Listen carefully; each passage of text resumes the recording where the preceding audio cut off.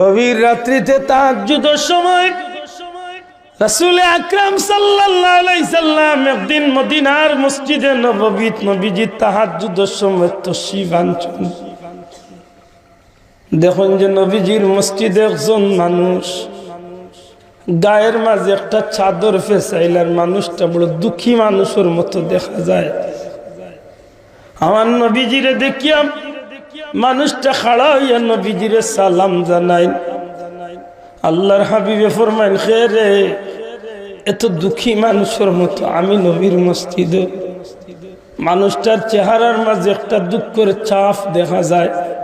নবীজির মসজিদে মানুষটা বয়াত। নবীজিরে দেখিয়া খাড়া হইয়া সালাম দিলেন। নবীজি কেন খে বাড়ি হই কি কারণে কোন দুঃখ লইয়া এই জায়গাত? নবী গো, আমার বাড়ি এই মদিনাত নাই গো নবী, আমার বাড়ি মক্কার জমিন। আমি মক্কার অমুকর ভাতিজা, অমুকর ছেলে, আমার নাম আব্দুল ওয়াজ্জা। নবীজি জিজ্ঞেস, তোমার নাম আব্দুল ওয়াজ্জা? কোন আব্দুল ওয়াজ্জা? ইয়া রাসূলুল্লাহ, অমুকর ভাতিজা।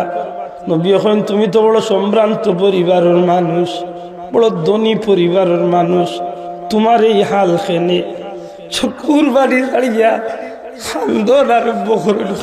নবী, আমার দুনিয়ার কোনো স্বার্থে নাই, দুনিয়ার কোনো কারণে নাই, একমাত্র ইসলাম কবুল করার কারণে আমার এই অবস্থা। একমাত্র আপনার নবী আল্লাহর দিল গ্রহণ করার কারণে আমার এই দুর্দিন। আপনার নবী কইরা আমি দলির আওলাদ, কিন্তু আমার এই দুরবস্থা একমাত্র ইসলাম কবুল করার। হায় হায়, সাহাবি খারে কইরে, ভাই আমার এক কথা দিলে আরেক কথা ফাতারে আইলাম করতে, এবার উদ্দেশ্য আসেন না। নবীজি কেন কারণ কিতা তোমার এই দিন, কারণ এই দুর্দিন তোমার কারণ কিতা? ইয়া রাসূলুল্লাহ, যে সময় আপনি নবীজি মক্কাতে হিজরত করি আইলেন, আমার ভিতরে একটা ধাক্কা লাগছে। বলি, এত ভালো মানুষ, যে মানুষটারে সব মানুষ আলামিন ডাকতো, আর কি মানুষটা একটা ধর্মের প্রচার আরম্ভ করলো, চতুর্দিকের মানুষ আপনজন দুশ্মন হয়ে গেল। ইয়া রাসূলুল্লাহ, আমি তো আমার চোখকে আপনারে কোনোদিন অন্যায় কাজ করতে দেখছি না। আমার ভিতরে বহুত জল্পনা কল্পনা যে আপনারে, আপনার সাথী হলরে এত নির্যাতন করা হয়, আমি বুঝে উঠতে পারি না। শেষ পর্যন্ত আমি নিজের আকল কাটাইয়া আমি আপনার ধর্ম সম্পর্কে যাচাই করাত লাগছি। এক পর্যায়ে আল্লাহ আমারে বুঝ দিলাইছেন, আমি বুঝি লাইতাম পারছি যে ইসলাম ধর্ম সত্য ধর্ম। ইয়া রাসূলুল্লাহ, কেউ দাওয়াত দেওয়া লাগছে না, আমি বিনা দাওয়াতে নিজত্বনে নিজে কলমা পড়িয়া মুসলমান হয়ে গেছি। সুবহানাল্লাহ। হুজুর, যখন আমি মুসলমান হয়ে গেছি, আল্লাহর দয়া আমার ভিতরে একটা সাহস, একটা শক্তি সঞ্চয় হয়ে গেছে। আমি মুসলমান হওয়ার বাদে আমি মনে মনে চিন্তা করলাম, আমি মুসলমান হয়েছি, আমার বাবা দুনিয়ায় নাই, আমার মা অন্যত্র বিয়া হয়ে গেছে, আমি চাচার গরু লালিত পালিত হয়েছি, বড় হয়েছি। যে চাচার গরু আমি খাইয়ার চাচা হইলাম মূর্তি পূজারি, আর আমি ইসলাম ধর্ম গ্রহণ করলাম। নবী গো, চাচার গেছে গিয়ে একবার সাহস করিয়া খাড়া হইলাম, চাচা দয়া করি আপনি আমার একটু সুযোগ দিবা, আপনারে দুইটা কথা কই। চাচাই মনে করছেন আমি উপযুক্ত হয়ে গেছি, হয়তো আমি বিয়া শাদির কোনো মাত মাতিমু। চাচা আমার উঠিয়া কইলা, আব্দুল ওয়াজ্জা কিতা কইতে চাও? চাচা, আপনারে আমি জানাইয়া দেওয়ার দরকার যে মানুষটারে মক্কার মানুষে নির্যাতন করিয়া বিদায় করছে, আমার দৃষ্টিতে এই মানুষটা কোনো অন্যায় করছে না। এই মানুষটা যে ধর্মর প্রচার করছে, এই ধর্মটাও সঠিক ধর্ম। অতএব আমি এই মুহূর্তে কলমা পড়িয়া সেই মুহাম্মাদুর রাসূলুল্লাহর উপরে ঈমান গ্রহণ করিলাইছি। ও চাচা, আমি যখন ধর্ম গ্রহণ করিলাইছি, আমি চাইয়ার আপনিও ও ধর্মটা গ্রহণ করিল। নবীজির এই সাহাবিয়ে, যুবক সাহাবিয়ে নবীজিরে কইরে, ইয়া রাসূলুল্লাহ, আমি আমার চাচারে সাহস করিয়া আমি দাওয়াত দিলাইছি। চাচা খুব বিচক্ষণ মানুষ, খুব বিচক্ষণ মানুষ, আমার তাই বুঝিয়া বুঝতে দিরা না। উঠিয়া কইরা, বুঝছি তোমারে মোহাম্মদর ধর্মর বুতকটায় তোমার মাথাতে চাপি গেছে। তুমি এখন বিয়া করতে কিলা সুখী হইতে ওটা চিন্তা করতে, তুমি মোহাম্মদের ধর্ম নিয়ে চিন্তা করো। আমার চাচা আমার লোকে বিচক্ষণতার পরিচয় দিয়া আকল খাটাইয়া গুড়াইয়া মাতানি শুরু করছে। আমি স্পষ্ট জানাইয়া দিলাম, চাচা আপনি আমার কোন ধরনের ফেসাইয়া মাতিয়া লাভ হইতো নাই। আমি মুহাম্মাদুর রাসূলুল্লাহ সাল্লাল্লাহু আলাইহি সাল্লামের ধর্ম গ্রহণ করছি। চাচা যে সময় বুঝিলাইছেন যে আমি এই ধর্মত মজবুত অবস্থান নিছি গি, তখন চাচা চক্ষু লাল করছেন, রাগ করছেন। এক পর্যায়ে উঠিয়া কইছেন, আব্দুল ওয়াজ্জাব তুমি জানো খার সামনে কথা কইরাই না তোমার এই বাড়ির থাকতে দিমু, না খাইতে দিমু, না থাকতে দিমু। এই মুহূর্তে তোমার ঘাড় ধাক্কা দিয়ে বিদায় করিয়া দিমু। আমি হাসি মুখে উঠিয়া কইলাম, চাচা আমারে আপনি বিদায় করিয়া দিলেই তা পারেন, আমি আর কোনোদিন আপনার ঘরে আইতাম না, খাইতাম না। তবে যাইবার আগে ও কথা খান কইয়া যাইমু, মৃত্যুর আগে সুযোগ হইলে চাচা মুহাম্মাদুর রাসূলুল্লাহর কলিমা পড়িয়া মুসলমান খান কইও। ইয়া রাসূলুল্লাহ আমি দাওয়াত দিয়া বারই গেছি, আইতাম। ওই সময় চাচা বুঝি লাইছেন যে আমার আর আটটাইবার কোনো সুযোগ নাই। ওই সময় আমার চাচা আমার লোক নিষ্ঠুর ব্যবহার।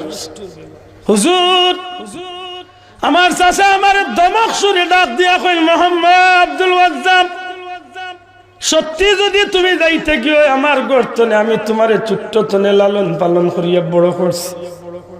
তোমার শরীরের এনার্জি, শরীরের শক্তি সব আমার গরু খাইয়া হইছে। তোমার কাপড় চুপড় সব জিনিস আমি দিয়া থাকি। শক্তি যদি তুমি মোহাম্মদুর লোক দরিয়া যাইতে গিয়ে তাইলে তুমি এমনি যাইতে পারতে না। আব্দুল ওয়াজ্জাব শরীরের কাপড় খানাইন কুলিয়া রাখি দিমু, তুমি উলঙ্গ অবস্থায় এই মুহূর্তে আমার সামনে তুলে যাইবা। ইয়া রাসূলুল্লাহ মুহূর্তের মাঝে আমি বুঝছি যে আসমান ভাঙ্গে মাটি পড়ছে। আমার মাঝে একটা চিন্তা দেখা দিছে, সত্যি কি আমার চাচা আমার এমন কাম করি লইবা? এই বিষয়টাতে আমি একটু দুর্বল হয়ে গেছি। আমি একটু সুর লামাইয়া কইলাম, চাচা এত নিষ্ঠুর হইও না, জীবনে বহুত খাবাইছো, বহুত পিন্দাইছো, আমার এত নিষ্ঠুরের মতো উলঙ্গ করিয়া দিও না।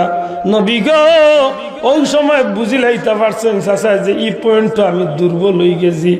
চাচা আরো মোটা গলায় উঠিয়া কই, না আব্দুল ওয়াজ্জাব তোমার শরীরের কাপড় এই মুহূর্তে খুলতে হইব, হয় মোহাম্মদর লগ দরিয়া উলঙ্গ হইয়া যাইবাই, না হয় এই বাড়ির থাকলে চিরদিন সুখী হইয়া থাকবাই। নবী আমি নিরুপায় হইয়া কোনো পথ না দেখিয়া আমি আমার নিজের চক্ষুটারে মুজিয়া আল্লাহর দুয়ার আমি মনে মনে কইলাম, আল্লাহ আমি নিরুপায়, আমি পারি না, নিরুপায় হইয়া আমার ইমান রক্ষার লাগি গো নবীজি আমার শরীর তলে আমি জামাটা খুলিয়া চাচার সামনে রাখি দিছি।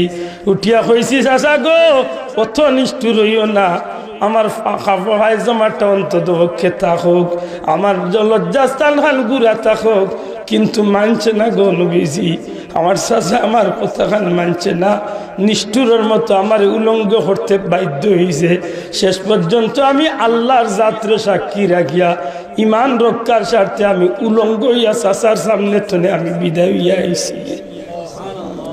আমার মনের মাঝে একটা অসহায়, এই অবস্থা আমি যাই হই, আমার দুইটা হাত রে আমি লজ্জাস্থানের উপরে রাখিয়া আমি আটা শুরু করছি। আর আমার মনে মনে একটা ইচ্ছা যে আমি এই মক্কাতে আর থাকতাম না, আল্লাহ যদি দয়া করেন আমি মদিনার যাই। কিন্তু গো নবী মদিনার পথে যখন বারোইছি ওই সময় আমার মনের মাঝে আইছে আমার তো খানিরও নাই, খরচও নাই, টেকাও নাই, লঙ্গিও নাই, কাপড়ও নাই, জামাও নাই, কিচ্ছু নাই। এই অবস্থা আমি যাইবা কিলা আর গেলামও বালা আব্বাস হইয়া হাঁটিয়াও কিবা গেলাম, কিন্তু এই উলঙ্গ অবস্থা আমি নবীর দরবারে কিলা যাই। নিরুপায় আখতা আমার মনে হইল যে আমার মা তো মাও, যদিও মার অন্য জায়গাত বিয়া হয়েছে কিন্তু মা তো মাও। আমি সাহস সঞ্চয় করিয়া গেছি কি মার বাড়িতে গিয়া ভর্তনে ডাক দিছি, মা। মায়ে গর্তনে জবাব দিছেন খেয়ে আমি জবাব দিছি, মা গো তোমার ছেলে আব্দুল ওয়াজ্জাব। মায়ে যেমনি আমার এই অবস্থা দেখছেন লজ্জায় মুখ হাত দিলেছে জিকাইন আব্দুল ওয়াজ্জা তুমি এইভাবে খেয়ে তোমার প্রতি এই নিষ্ঠুরতা খেয়ে করছে মা গো খেউ নাই একমাত্র আমার অপরাধ হইল আমি দিন কবুল করছিলাম ধর্ম কবুল করছিলাম আর এই অপরাধে আমার চাচায় আমার উলঙ্গ বানাইয়া বিদায় হইয়াছে বাবা তুই মোহাম্মদের ধর্ম নিছিস বলে জি এখন তোর ইচ্ছা কিতা বলে মাগো পারবানি একটু সাহায্য করতে আমার ইচ্ছা হইলে মক্কাদামি আর থাকতাম না মদিনার যেতাম বলে বাবা আমি তো তোর দেবার মতো কিচ্ছু নাই বলে মা আমি তোমার কাছে টেকাও চাই না পয়সাও চাইয়েন না গুড়াও চাইয়েন না উটও চাইয়েন না গাদাও চাইয়েন না কিচ্ছু নাই একটু আওলাদ হিসাবে ও সাহায্য খান করো যে আমার পারলে একটু কাপড় দেও আমার লজ্জাস্থান খান ঘুরিয়া আমি আদবর সহিত আমার নবীজির দরবার ইয়া রাসূলুল্লাহ আমি না পারতে আমার মারে হয়েছে আর ও মায় আমারে দয়া করিয়া এখন কোমল ইটা মারিয়া দিছে আর কোমল ওখান আমি 2 টুকরা করিয়া এখান ফারিয়া নিজের শরীর আর এখান কোমর ফেসাইয়া আমি পথে হাঁটিয়া নিজের পায়ে হাঁটিয়া আমি দীর্ঘ কয়েকদিনে আমি উপাস হইয়া আজকে মদিনা ইসলাম এই জমিনের মাঝে এরা কি খাম করছে রে ভাই আল্লাহর দিনের লাগি পাওয়েদির রক্ত আর ইয়া রাস্তা লাল হইছে তবু ইমান রে বিক্রি করছে না আজকে সামান্য বিয়ার নাম লাগাইয়া মুসলমানের বাচ্চা ইমানটারে পাওয়ার তোলে ফেলাই দুঃখই তাই খাটায় এক বিয়ার অনুষ্ঠান করতে গিয়া মুসলমানের ইমান নামক নিয়ামতটারে পাওয়ার তোলে ফেলাইয়া ইসলাম নামক নিয়ামতটারে পাওয়ার তোলে ফেলাইয়া বেজ্জত হইলা মাত্র কয়েক ঘন্টার অনুষ্ঠানে তার পরিচয় হে ভুলি যায় যে হে কিতাব আসিল আর কিতাব